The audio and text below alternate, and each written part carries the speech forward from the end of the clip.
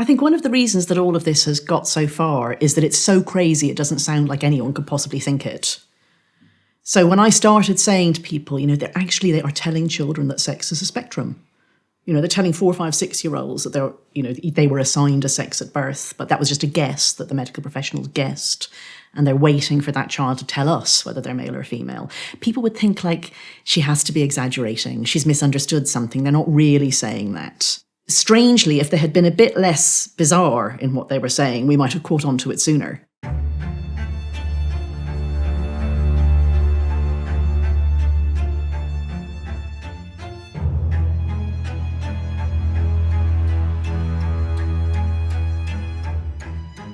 A California kindergarten teacher is facing outrage after discussing gender identity with her students. Kindergartners came home very confused about whether or not you can pick your gender, whether or not they really were a boy or a girl. Since 2017, the number of youth who identify as transgender has nearly doubled. You can't tell what your gender is by looking at your body. Gender is something you feel on the inside. When you were little, did you feel like you were trapped in the wrong body? Yeah. Apparently, the XXXY chromosomes are insufficient. This man is preparing to give birth in one of the least LGBTQ plus friendly states in the US. Pregnant women are celebrated, trans people are not. Admiral Rachel Levine is a groundbreaking leader, public health champion, and an advocate. Fox, the knees, and that's it. Violence, Fox. That was sweet, huh? Did you like that? Every woman in this tournament better look out. I'm freaking coming. It's still so difficult for me to believe that any of this is actually happening. When I decided to start researching the trans topic, it was like peering into an alternate universe whose inhabitants had completely discarded logic and reason. As someone who used to be religious, I never thought that I would worry about the decline of traditional religious structures. But at least those structures helped guide people and keep them on a clearly defined moral path. Now, our world just seems to be turned upside down in the name of trans inclusion, and we've abandoned what everyone seemed to know just 10 years ago. It's like a new, unorganized religious cult has emerged to replace what we once had and to dictate absurd moral laws for everyone to follow. This really reminds me of the environment I grew up in. I grew up with fundamentalist Christians who wanted to control what I could think, say, and do. And if I disagreed or even asked questions, I would be ostracized. And now the same thing is happening with gender identity ideology. You can't ask questions, you can't even ask for evidence for the claims that the trans activists make without being called a transphobe or a bigot and essentially being excommunicated. Trans women are women. Therefore, they compete in women's sports. That's really just the end of conversation.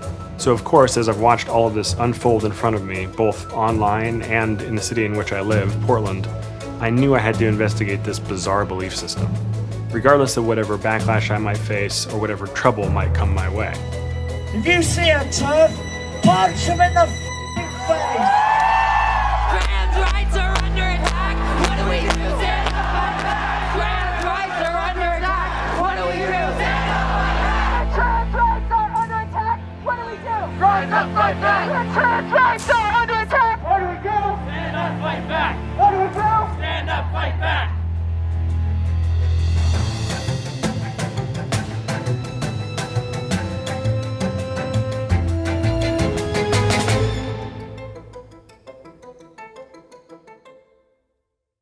I started my journey on this topic by reading several books that basically lay the foundation for gender identity ideology. What I discovered was a pretty unsettling reality. Queer theorists were out there just trying to confuse people about biological sex and binary categories, and doctors, clinicians, were offering really questionable medical procedures for children. And then what I read online from the so-called trans community generally wasn't any better. It wasn't any more coherent or reasonable. So I wanted to see if there was anyone else who identified as trans who might be making more sense on these topics. I came across a podcast with Buck Angel and knew immediately that I wanted to film an interview. Buck, take one, marker. Well, thank you so much for doing this. I'm really happy you're here, and I'm looking forward to the interview. I've been, excited about this for a while, so appreciate your time. Thank you. Well, what got you interested in speaking out about gender ideology and trans issues? I saw things that scared me. And I, as a dude who, is a biological female and really just lived my life and found a space to move forward in the world. And, the transition helped me.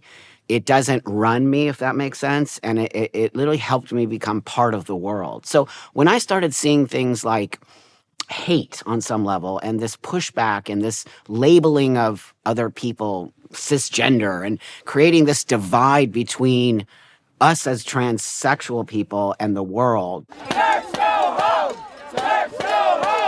that alarmed me. So that was the first thing. The second thing was this thing that people started saying, which was, you don't need gender dysphoria to be trans. It actually blew my mind. I was like, what? Then I started seeing people just self-IDing as trans people. So the language started to shift, right? So sort of like, I don't need a diagnosis to be trans, or I want to be trans, right? Or how do you become trans? So I said to myself, well, wait a minute here. There's a difference between what I did and what the majority of this newer trans space is doing. For a lack of a better expression, I had a sex change. Even though I know I can't change my biological sex, that's sort of what we called it back in the day. I have a medical condition called gender dysphoria, which I had a diagnosis for. I went through a system, which I call a safekeeping system, and I had to do something in order to get to this space in a way that was slow and methodical and made sure that I was making the right choice. So, language has also been hijacked, and this idea of what it means to be a trans person has been hijacked. And I do think it's really one of the bigger problems in what's going on with what's happening in the trans community versus what's happening in the world, and why people are looking at us like we're crazy. Motherfucker, take it outside. If you want to call me sir again, I will show you a fucking sir. I apologize. Motherfucker. I apologize now. It's very entitled, it's very narcissistic. It doesn't do us any good when we start to push against people, expecting them to validate us on a daily basis. And when we don't get validated, we lose it. I've accepted who I am. The world doesn't have an issue with me. I get more hate from the transgender community than I do from the actual world of people, which says everything, because I'm not dishonest to you. I'm actually honest about where I come from, what I do, even my pornography work. I'm very honest about that, right? People don't like it, but I don't care. I'm not here to make you like me. I'm here to coexist with you, right? I want to live in the real world. Not everyone's going to like me, and not everyone's going to accept what I do. But that doesn't mean I can't be here, and I can't be functioning, and I can't be a success story on some level. Right. No, I think that's a super important message that seems like a lot of kids are just not getting these days. Yeah. They're not getting it because they're getting feedback from their own community. You see, what they created was a cult-like atmosphere on some level. And, I know that word cult is thrown around like crazy now, but on some level, if you really just step out of it and look at it, it's a very cult-like atmosphere when these kids are being fed like, trans rights are human rights.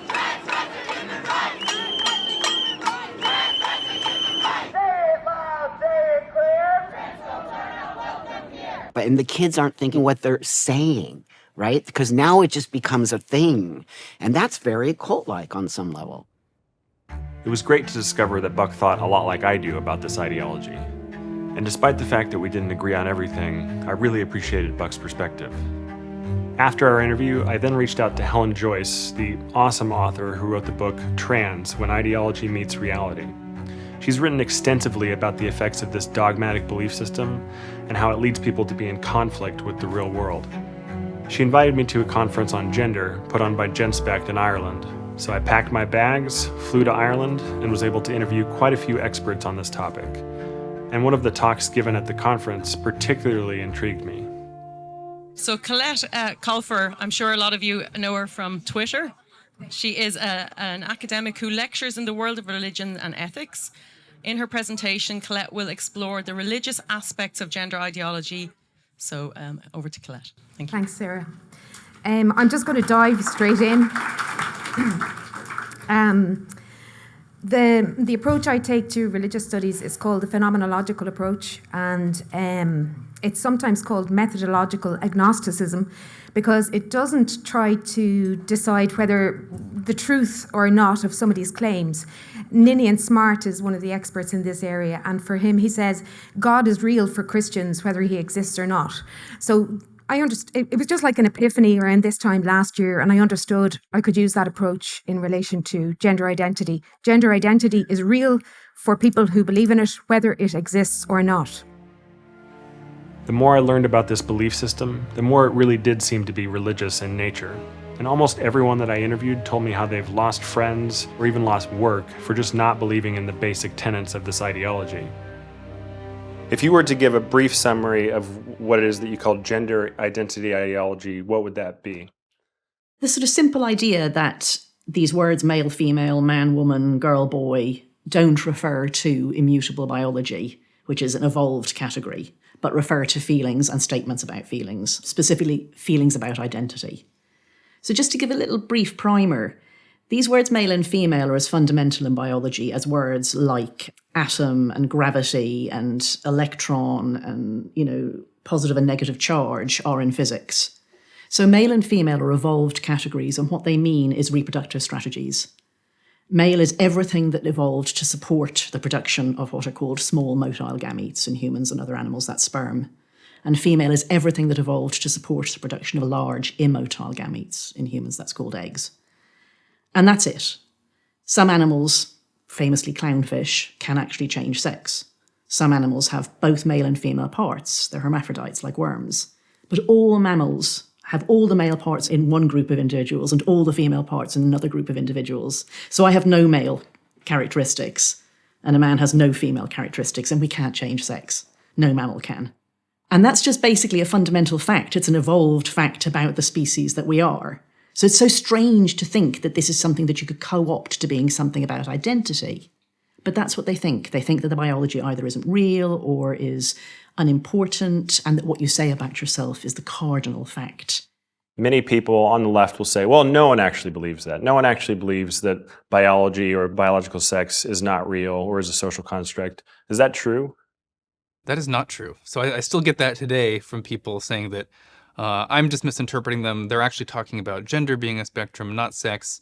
But then when you just, push them a little bit more, they'll get them to admit things like, well, sex and gender, they're completely intertwined, they're inseparable. Or they'll just say both sex and gender are a spectrum. They'll point to intersex conditions in humans to say, just because we can find some humans that are somewhat ambiguous in their sexual presentation, therefore we can sort of extend that blur to the entire picture, and you just get degrees of maleness and females from there.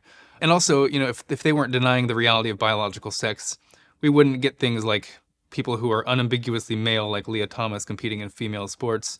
If this was just people's gender presentation, the way they're expressing themselves, if that was the only spectrum they're talking about, well, that doesn't get you males in female sports, that doesn't get you males in female prisons. I think they retreat to the whole gender as a spectrum thing is because that's an easier thing to defend. But what we see in practical terms is a denial of biological sex. The philosopher Hannah Arendt wrote that an ideology is not simply an opinion. An ideology offers a claim to truth. Although ideologies pretend to be scientific philosophy, ideological thinking, says Arendt, becomes emancipated from reality, the reality that we perceive with our five senses. I've seen videos where people claim that, this is scientifically proven. A boy can have a brain that's structurally or anatomically more like a girl's and vice versa. And that explains this transgender phenomenon. What would you say to someone who thinks that there is scientific evidence showing that that's the case? So anything that happens in our behavior or in our feelings is just by definition going to have a correlate in our brains. That's where our thinking is done, and it's what directs our feelings. So if somebody has a severe feeling of dissociation from their sex, in principle, one would imagine that you'd be able to see that in a detailed enough brain scan if we understood brains enough. But that doesn't mean that that person has a brain of the opposite sex. I mean, we would be able to see anorexia in people's brains too. We would be able to see, anger, all those sorts of things. We're not at that level, but, I just mean in principle, it has to be in your brain. We are able to look at brain scans and tell with an awful lot more than random chance whether they're male or female brains. I think it's like 90-something% accuracy. But with faces, we're close to 100% accuracy. And with genitals, we're basically at 100% accuracy. So why would we look at brain scans? I mean, if somebody's a man, they're a man. If their brain is a bit unusual for a man, okay, it's an unusual brain for a man. Like, it just doesn't mean that they have the opposite sex brain. This is just a bizarre concept. Any organ that humans have, any feature that we have, can be varying degrees of masculinized or feminized. So you can look at people's hands. There's ways you can see when, if we're exposed to a lot of testosterone, I think it's the second or third digit can be longer relative to the other fingers. But we wouldn't say that a female who has a very masculine-looking hand was born with the wrong hands. You have a female whose hands are still female no matter how they look. And this is kind of the same way with brains. You can have brains that are more masculinized, that are more feminized, just like any other part of your body. We've known for a long time that when you take a bunch of brain scans of people who are same-sex attracted, that they tend to have brains that are skewed more towards the opposite sex. All the studies where they try to link this to gender identity, they don't control for homosexuality because it's very tightly linked. The people who are more likely to be trans are overwhelmingly same-sex attracted. And all the studies where they actually control for sexuality, they don't find any relationship whatsoever for gender identity in the brain. So really, they're just recapitulating these old studies about the fact that we're picking up same-sex attraction in people's brains.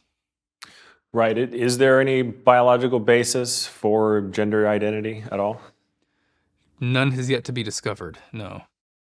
Gender identity is presented as a scientific truth, while at the same time open discussion and debate is obstructed all the time. Evidence that potentially contradicts claims is disregarded or ignored. Some people say, well, gender just doesn't even exist at all. It's a useless term. How do you think about gender? I do think it's a useless term, but not because there aren't things that it could mean, but because it's so ambiguous. Like, Americans do seem to be very squeamish about saying the word sex. I think you're afraid that we're all talking about sexy sex, as in sexual intercourse all the time. So you tend to say gender, and you say it in your laws when you mean sex. So that's one meaning of it. And another meaning is in a lot of feminist theory, gender is the thing, the societal thing that gets imposed upon people because of their sex. So the famous opening line of Simone de Beauvoir's book, The Second Sex, is one is not born, but becomes a woman. And that process of being socialized into being a woman, being told that you mustn't take up too much space, you must be pretty, you must be, secondary to men's considerations, you could call that gender if you wanted. And then there's this more recent meaning, gender identity, which is some posited inner sense that you are male or female. And that's taken to have nothing to do with your body. There's no evidence whatsoever that most people feel that they have a gender identity. Most people just look down, recognize the sex that they are, and never question that again. But the occasional person does feel very uncomfortable with their sexed body. And this theory of gender identity has grown up as an explanatory theory for why those people might feel like that. When there's no need for any such theory, there are other reasons why people might feel dissociated from or unhappy about their sex. There are so many reasons why a young person might have gender distress. There can be contributors from, being same-sex attracted. Gay and lesbian kids go through a period of identity development that is different from a straight kid. And coming to terms with their sexual orientation is sometimes a process that takes years.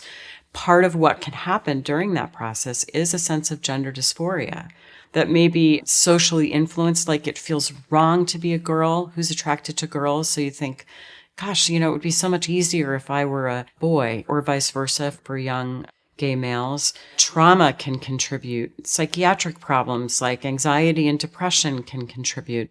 The way we experience distress is, I like to use the word protean, meaning it's kind of a shapeshifter. So psychological distress clearly is a universal part of being human, but how it gets expressed is mediated by the social environment. So there's a philosopher of medicine named Edward Shorter who came up with this idea of the symptom pool. And he said the symptom pool is those symptoms that at a given time in a given culture constitute acceptable symptoms that the rest of the society recognizes as legitimate. So when we're feeling distress, we want to pick something from the symptom pool that's going to receive recognition, that's going to be acknowledged as legitimate mental health issues so that we receive treatment, care, compassion. And right now, trans is in the symptom pool in a big way. So a young person experiencing distress for any reason might unconsciously pick up on trans as a way to express this distress. Doesn't mean the distress isn't real. Doesn't mean it doesn't matter. Doesn't mean they're faking it. It means they're experiencing distress, and that's sort of the way it's clothed in this moment of time. And just like 30 or 40 years ago, it might have been clothed differently. There was anorexia, there was cutting, now it's trans. Should be taken seriously, should be met with compassion, but should it be taken at face value and medicalized? I don't think so. Every step that I took deeper into this subject made me realize just how dark and depressing it really is. The people who adhere to this ideology supposedly want to protect kids, and the way that they do that is by offering them a variety of medical interventions for psychological distress that will permanently alter their bodies, and often leave them sterile. When outsiders first hear about this, they refuse to believe that it's happening. But we do have some data on this. Komodo Health gathered data from health insurance claims showing an increase in kids being diagnosed with gender dysphoria. They also showed the number of kids under 18 who were put on puberty blockers, as well as the number of kids who've done hormone replacement therapy. Their data even show the number of top surgeries or double mastectomies performed on children. The numbers are very likely higher than that, given that people often crowdfund or simply pay out of pocket for some of these things. But it's just absolutely astonishing to me that we have doctors who think it's perfectly reasonable to cut healthy body parts off of children. Not only that, but they're not even considering the fact that we have something called rapid onset gender dysphoria, and that's when young people suddenly start identifying out of their birth sex without any previous signs of gender distress. It's a description of a phenomenon that up until recently, up until about 10 years ago, there was two main types of people who had gender distress. Little boys who often turned out to be gay, these feminine little boys who frankly were treated very badly by society, and middle-aged males who often are kind of erotically driven to become a woman. It's called autogynephilia. And then out of nowhere, never before seen in the medical literature, a new cohort arrived, and it was mostly females. And they had often spent an extended period of time online, and they invariably had other mental health issues. So maybe it was anxiety, maybe it was an eating disorder or ADHD, very often autism. And these kids suddenly became transfixed by the idea of medical transition. And Lisa Littman let out a study in 2018, given about, I think it was 256 reports from parents of these children. And she coined the term rapid onset gender dysphoria. And that's the description of this new cohort. If we look at the, quote, classic gender dysphoria, this is perhaps a young person who, from a very young age, has described like a feeling that they are the opposite sex or that they'd like to be the opposite sex. And I think some people might look at that and say, well, that's a pretty clear-cut case. But what we also know is that a large majority of those kids will move through it and outgrow their dysphoria through puberty. So even those are not clear-cut cases. And what we see with rapid onset gender dysphoria seems to be what I would view as like a combination between a psychogenic illness and a kind of social movement and a very common way that adolescents try to make sense of and identify what their distress means and how to get rid of it. So like the desire for adolescents to categorize what they're experiencing so they have some sort of a step-by-step process to move through it. So psychogenic illness is an illness that has kind of like very deep, distressing physical or psychological symptoms that doesn't have any concrete biological cause that we can identify. And other examples of psychogenic illness include things like a whole school of kids, for example, who believe that they have been poisoned and so they're all kind of getting sick and fainting and throwing up. Like this has been well documented to affect populations, particularly of young women. So what we call these conversion disorders, psychogenic epidemics, psychogenic illness, and conversion disorders are all kind of based on the power of suggestion. And it's not that these young people are deliberately or consciously playing out the role, it feels really genuine and it feels truly authentic, but there is no biological cause. And in fact, when we look through the history of psychogenic illness and conversion disorders, a way that we bring those conditions to an end is to actually be vague about what it is, not to report on it too much, and to reduce the media exposure that young people have to those things. So it's very interesting that that social piece seems to be a big part of rapid onset gender dysphoria or sudden onset gender dysphoria, as well as what seems like a kind of social movement. It's like a meme, isn't it? It's spread very quickly. There are so many factors behind that. One is that with this particular contagion of gender identity, trans, we've nurtured it, we've encouraged its growth. The internet has exploded with it. It's in children's books, it's in schools, it's everywhere we look. This is like a contagion that has been encouraged to spread and to grow and to reproduce across the world. I'm going to be called all sorts of names for calling it a contagion. I'm not talking about trans people. I just like to make that clear. I'm using an analogy, and we've got something here that's happening overwhelmingly to teenage girls. We know that there are clusters of girls in friendship groups at school who are influencing each other. And we know that online, I mean, it's so predominantly girls showing their transition journeys on YouTube, on testosterone, showing off their double mastectomies. So it very much fits that sort of criteria for a socially spread contagion. The question that I can't answer for you is why it's been allowed by adults, and that adults have even encouraged it. So you're a parent. You have a 10-year-old. Yep. As a parent, how do you feel about this new kind of indoctrination of children into gender ideology that's happening? Well, first off, I think anything that has this feel of indoctrination, number one, should just be done, because that's what I feel about this new idea that we need to teach kids about gender nonconforming and the LGBTQI plus 25, whatever it is, flag. I live in California and they're all over the classrooms. And this idea that we have to teach that there's no such thing as a boy or a girl is so disruptive and so dangerous and lies. They're lies. There is such thing as boys and girls. What are you talking about? Do not teach my son that. So I participate a lot in the school system, and I go there and I want to see what's going on. And I make sure that he's not learning about this non-binary at 10. There's 10-year-olds claiming they're non-binary. Like, what is that doing? How is that helping us advance ourselves? It's not. It's confusing young people so that they actually think there's no such thing as a boy or a girl, which is unbelievably ridiculous and goes against everything our educational system should be about. It's confusing, and it's a lie. It's an actual lie. We're teaching lies. It's not kind to tell children lies. Since when has that been seen as kind?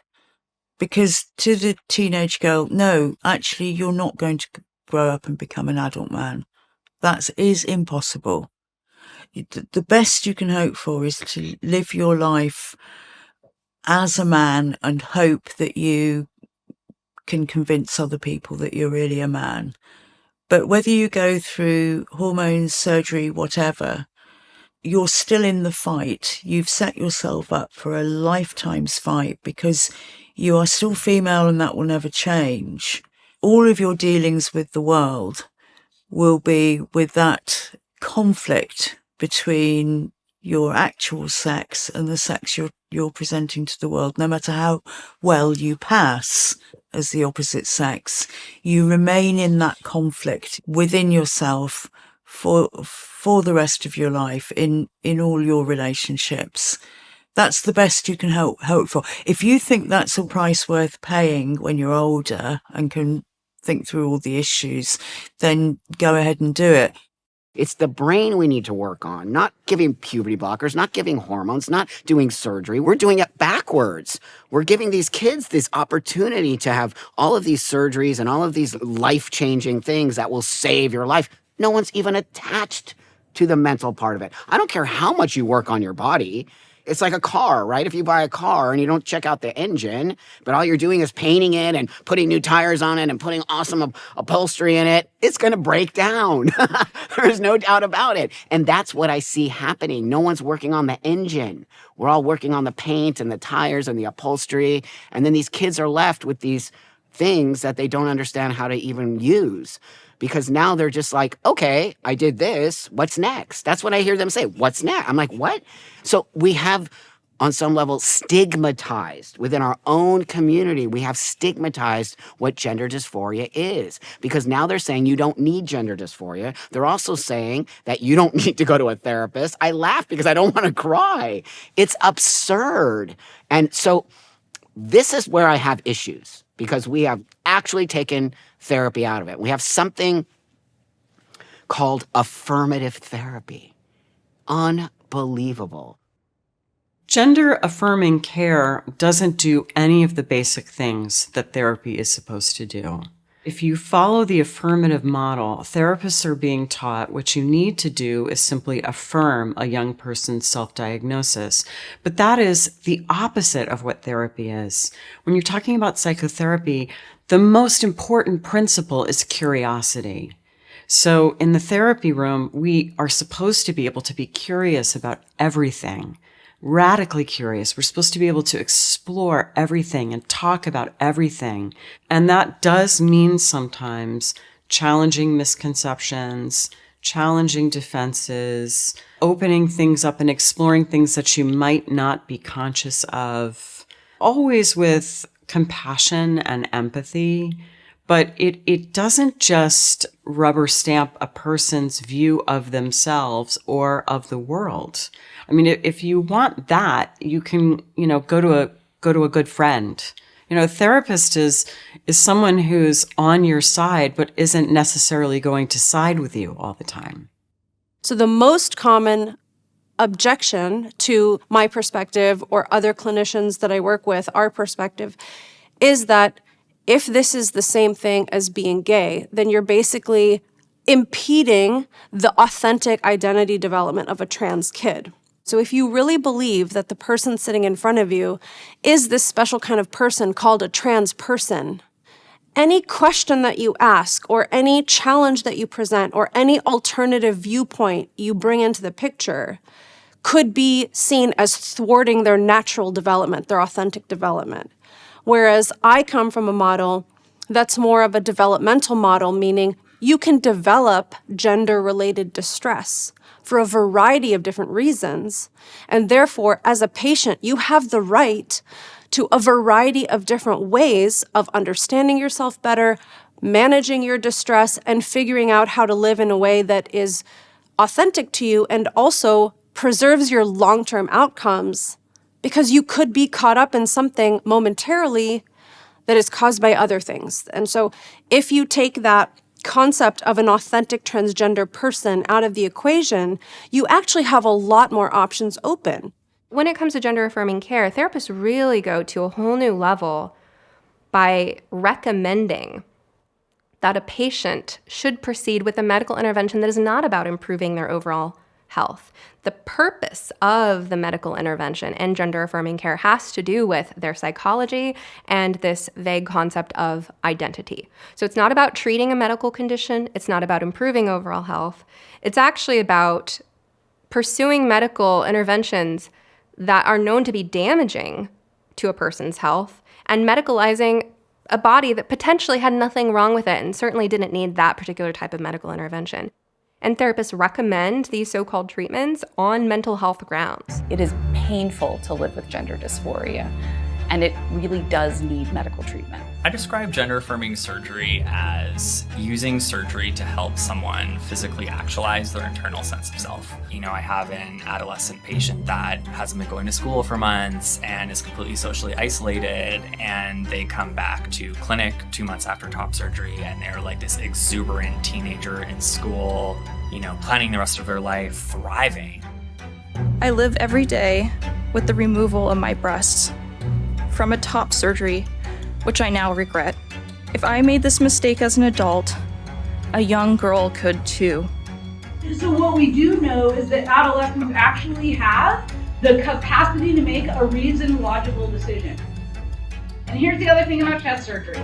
If you want breasts at a later point in your life, you can go and get them. This is the most careful and thoughtful type of medicine I have ever practiced. I think that what's horrifying is that there are a lot of people now raising a concern around whether this is the right treatment for children. I'm not saying it might not be the right decision for adults, but the people who raise concerns are deemed as bigots or transphobes. And my biggest worry is that we are not seeing the unfolding of a medical scandal, a medical travesty. I mean, I've already met several people who have detransitioned, and it is just so devastating when you meet people who have been affected in this way. And many of them are trying to make the best of life, and some of them are. But you cannot deny that I think they were done a misservice. And I think what's unforgivable is that doctors are so busy getting their appraisal forms ticked, you know, their likes in their private practice, which I understand in America is a really important part of private medical care. But doctors all over the world haven't really taken the time to listen to the people raising concerns. I've never come across a clinical area where there's been so much political interference, which is, in effect, has sort of penetrated the boundary that usually is around clinical settings, where you're told how to think, where you're told you can't do research, you're told you can't have debates. There's one way to see this problem, one solution, and anything else is sort of sacrilegious. There is no room for thought. You know, I've been accused of being transphobic for saying no more than we need to slow things down. There needs to be more evidence, and we need to think about people in a holistic way. Apparently, that's transphobic. While I've argued that gender ideology is a political religion, there are religious characteristics that are absent in gender ideology, including ideas of humility and non-ego. That wasn't meant to be a joke, but... In gender ideology, the mind, the subjective sense of self, of identity, is paramount. The mind becomes the transcendent, and the body as something to be transcended. Jung said something like, the most telling question of a person's life is whether or not they are related to something larger, whether or not they have a relationship with the infinite. And I think he's 100% right about that. Jung also noticed that when we don't have a relationship with something larger than ourselves, we are more likely to feel distressed. Most symptoms, he noticed, of the people that came to see him were because they didn't have that relationship. He posited that we are wired to need some kind of relationship with something larger than self. When we don't have that provided in the culture in some way, we will find that somewhere. So David Foster Wallace, the novelist, said, everyone worships. You can't not worship. And you better become aware of what you're worshiping, because if you worship the wrong thing, it's going to devour you. So many of us worship money, or we worship what Jung called an ism, a belief system, whether it's a political system or an ideology. Somehow we're all worshiping something somewhere. because we need that relationship with the infinite, with the transcendent. And the young people that I have known who have become trans-identified and either stayed trans-identified or detransitioned, they've all been incredibly deep, intelligent young people who clearly are yearning to have this relationship with transcendence.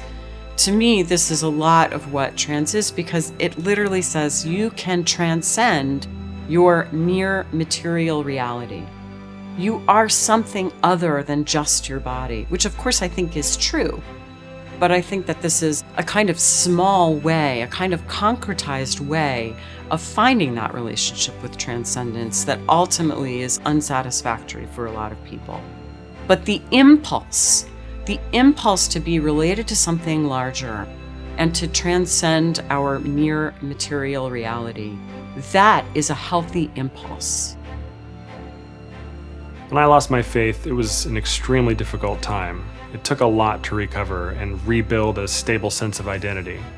Thankfully, now I'm able to derive a sense of meaning from the work that I do, and I have a self-assigned purpose. But I think that's missing for a lot of people.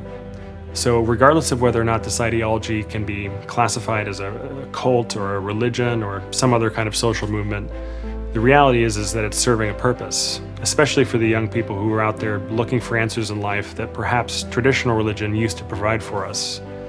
But one thing that's clear is that this ideology is not the answer. It's not the way forward. It's leading people to damage their bodies and their minds and society as a whole. The fact that people get so easily swept up in new ideological trends that have such horrible consequences and then choose not to think critically about their beliefs, that should concern all of us.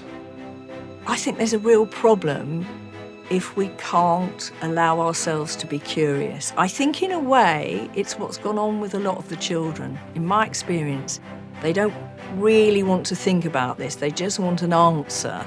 And it's hard to be with psychological pain. And I agree, it is hard to be. It's hard for these kids feeling they hate themselves or hate their bodies.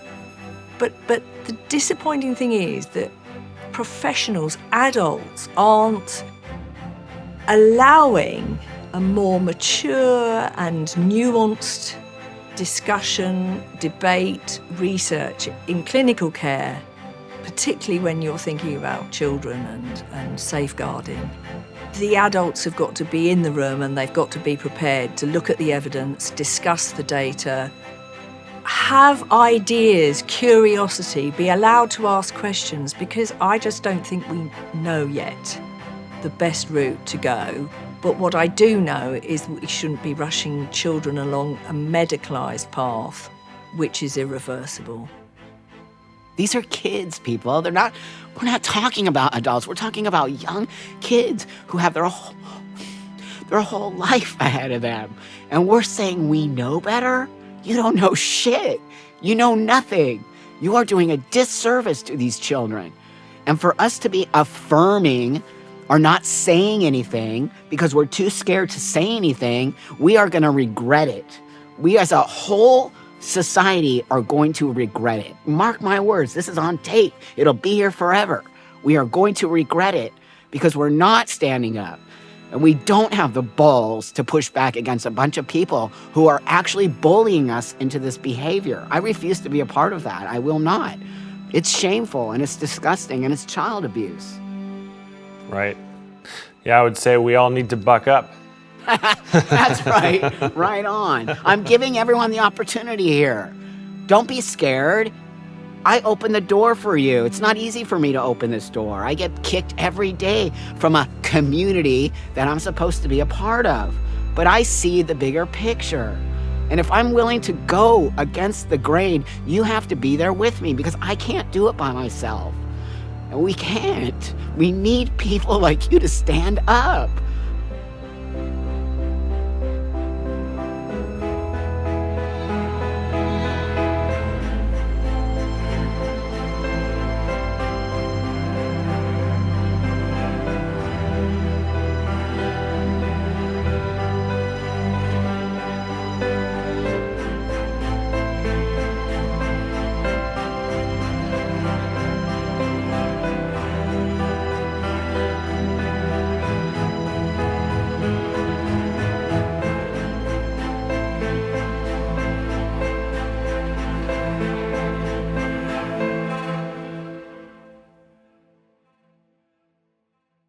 And I think that any grown-ups who care what somebody is saying about you, when what you were saying is about protecting children, then those grown-ups need to grow the fuck up, because grown-ups need to stand up and not be bullied into being silent when children's welfare is at risk.